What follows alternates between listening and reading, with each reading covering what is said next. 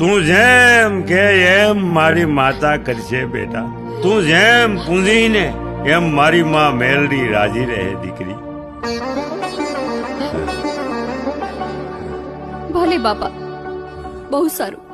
હવે તમે સાચવીને રહેજો. અને હા, મારા ગયા પછી મારા બાપુ તમારા રોટલા ઘડીને લાવશે. પોતાના ભાત સાથે તમારો રોટલો પણ ઘડતા આવશે. હા, આ ભલામણ મારા બાપુએ કરી છે, એટલે જ તમને કહું છું. સમજ્યા? ચાલો હવે હું જાઉં. તમારું ધ્યાન રાખજો. હું જાઉં. જય મેલડી માં. જય મેલડી માં. દીકરી, જય મેલડી, જય મેલડી, જય મેલડી.